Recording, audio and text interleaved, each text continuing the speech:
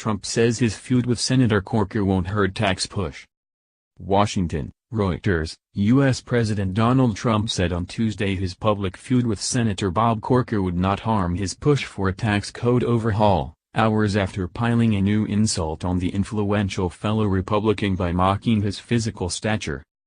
Raising new uncertainties about the barely 2-week-old tax plan, Trump also told reporters that adjustments to it were coming within weeks.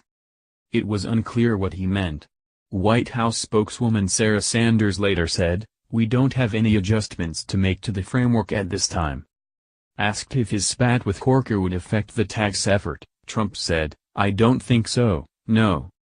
The president has engaged in recent days in a risky feud via Twitter with Corker, who chairs the Senate Foreign Relations Committee and is a leading deficit hawk committed to reining in the federal deficit. Corker has said he will oppose any package of tax changes that adds to the deficit. His position matters because Republicans control the Senate by a narrow 52-48 margin as they push to notch up a first major legislative achievement in a year of controlling the White House and both chambers of Congress. If Democrats unite against a tax bill, as they did in opposing efforts to repeal Obamacare health legislation, Republicans can afford to lose only 2 of their own senators to get the tax changes passed. In his latest tweet on the senator on Tuesday morning, Trump dubbed Corker, reported by U.S. media to be 5 foot 7 inches, 1.70 meters, tall, little Bob Corker.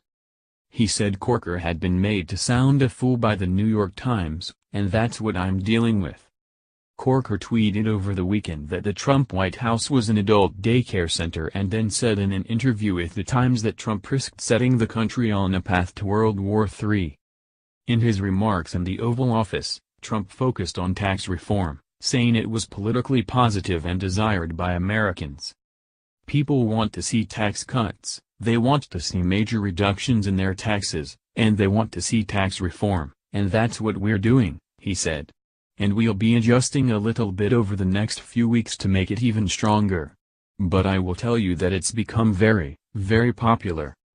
Reporting by Jeff Mason, editing by James Dalglish and Francis Carey.